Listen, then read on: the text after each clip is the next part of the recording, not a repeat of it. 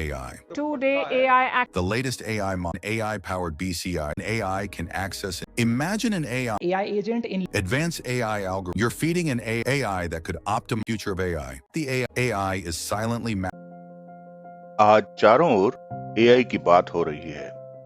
Chat GPT, Meta, Gemini, deep seek और इस प्रकार के करीब 2 दर्जन से भी अधिक विकल्प अब मार्केट में आ गए हैं।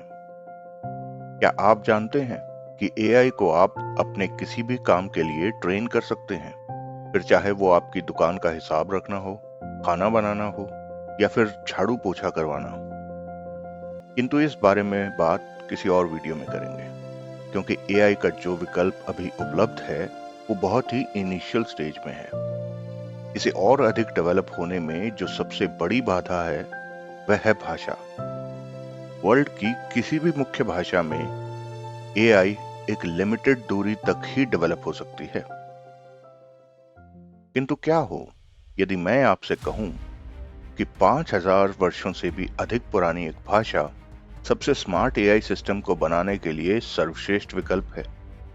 एक ऐसी भाषा जिसने न केवल सभ्यताओं को जन्म दिया, बल्कि आज वही भाषा अब एआई और एडवांस साइंसेस के भविष्य को आकार दे सकती है, और वह भाषा है संस्कृत। जी हाँ, बिल्कुल ठीक सुना आपने। भ्रम में है वह लोग जो ये कहते हैं कि संस्कृत समाप्त होने के कगार पर है, क्योंकि आज संस्कृत वास्तव में पहले से कहीं अधिक जीवंत है। हमारे साथ बने रहिए, क्योंकि इस वीडियो को देखने के बाद आप यह जान पाएंगे कि क्यों नासा, सिलिकॉन वैली और दुनिया की टॉप यूनिवर्सिटीज संस्कृत पर रिसर्च कर रही हैं। आप यह भी जान पाएंगे कि कैसे संस्कृत भारत ही नहीं, दुनिया का भविष्य बदलने वाली है, और साथ ही क्यों बच्चों को इस भाषा को सीखना चाहिए, विशेषकर भारत के बच्चों को।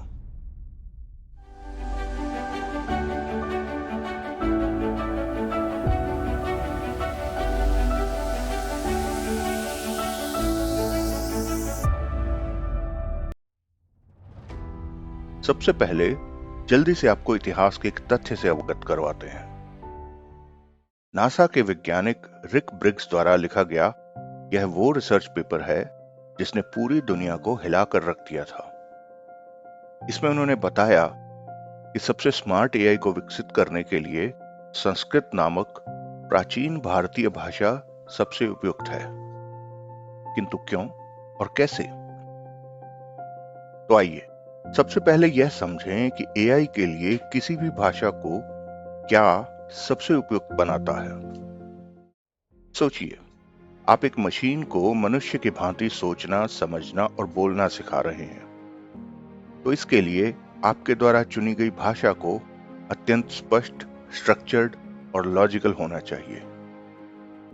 आज हम जिन अधिकांश भाषाओं का प्रयोग करते हैं, जैसे अंग्रेजी, फ्रेंच, चाइनीज या हिंदी, वे बहुत ही अस्पष्ट भाषाएं हैं जिनमें संदर्भ के आधार पर शब्दों के अलग अलग अर्थ हो सकते हैं।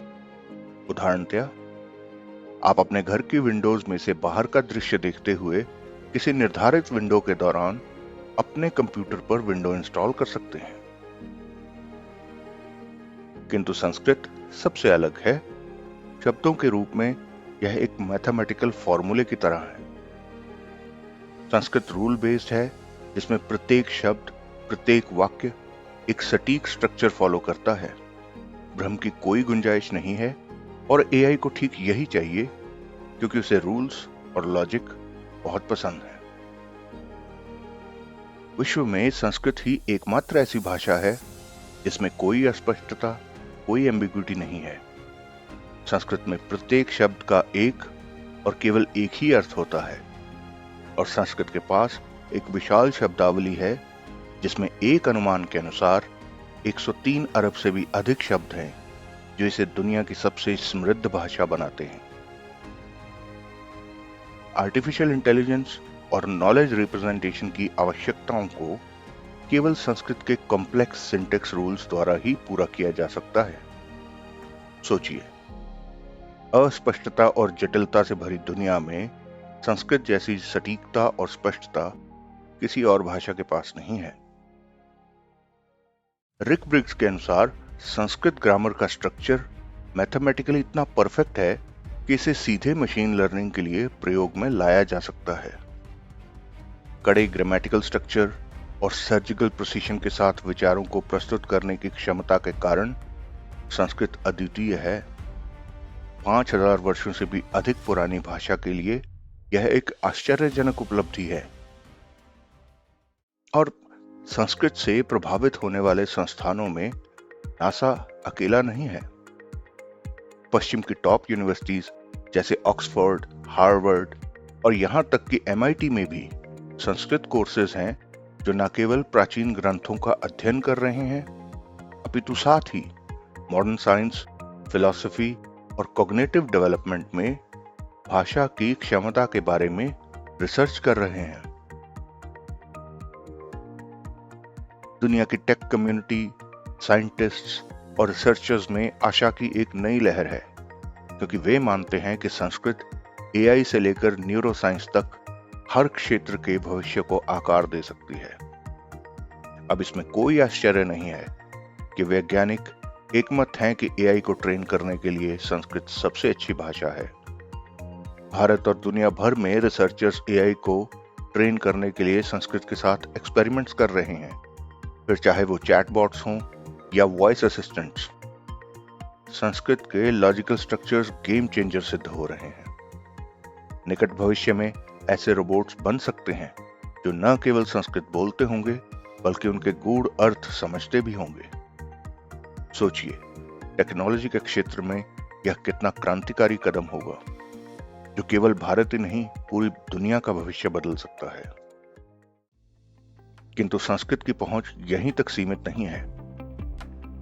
आज UK, Ireland, Russia, Germany, Poland और साथ ही कई अन्य देशों में संस्कृत की शिक्षा और अध्ययन पर जोर दिया जा रहा है।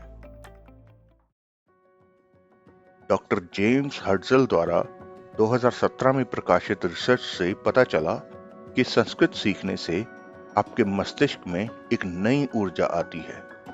उन्होंने इसे द संस्कृत इफेक्ट कहा। उनके अध्ययन में यह स्पष्ट हुआ कि संस्कृत पढ़ने वाले छात्रों के मस्तिष्क में ग्रे मैटर की वृद्धि देखी गई। ग्रे मैटर मस्तिष्क का वह हिस्सा है जो मेमोरी, कंसंट्रेशन और कॉग्निटिव कंट्रोल के लिए रिस्पॉन्सिबल होता है। कोई आश्चर्य नहीं कि संस्कृत अध्ययन को मस्तिष्क का योग कहा गया है।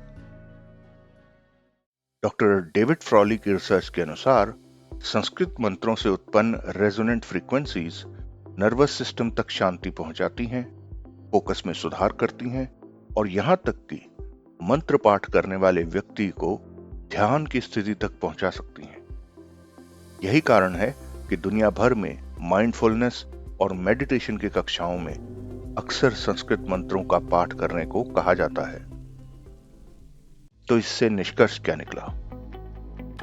संस्कृत न केवल आपकी भाषा की समझ को समृद्ध करती है, अपितु ये आपके मस्तिष्क को भौतिक रूप से बदल देती है, बढ़ा देती है। और साथ ही हम इस निष्कर्ष पर भी पहुंचते हैं कि संस्कृत का अध्ययन प्रत्येक छात्र को एकेडमिकली बहुत लाभदायक होगा।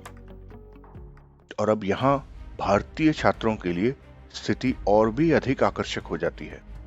न केवल छात्रों को अपितु प्रत्येक व्यक्ति को संस्कृत का अध्ययन कर न केवल भविष्य की AI के लिए तैयार रहना चाहिए, अपितु अपनी इस क्षमता के बल पर वे अपने प्राचीन इतिहास में छुपे खगोल, विज्ञान, औषधि, गणित और आयुर्वेद आदि के गूढ़ रहस्यों को भी जान पाएंगे।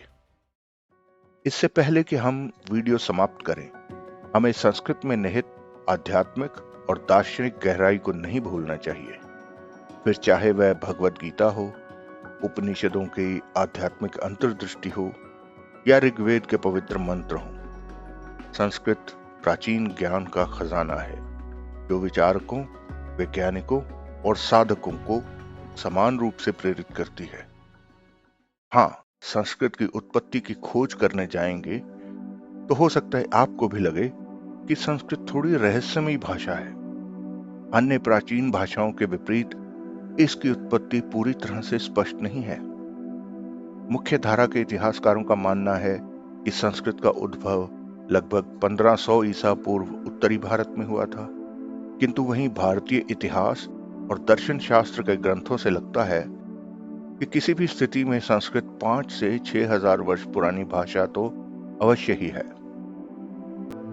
महर्षि पणिनि ने आज से करीब 2500 वर्ष पूर्व संस्कृत व्याकरण की रचना की थी, जिसे अष्टाध्यायी के नाम से जाना जाता है।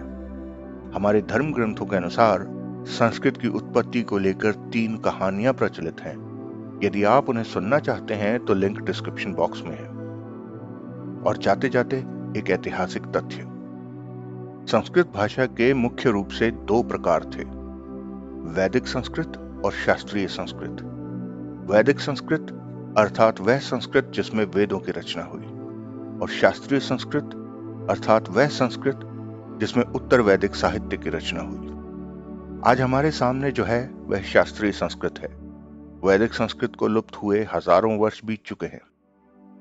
वैदिक संस्कृत मुख्यतः स्मृति और श्रुति भावों पर आधारित थी।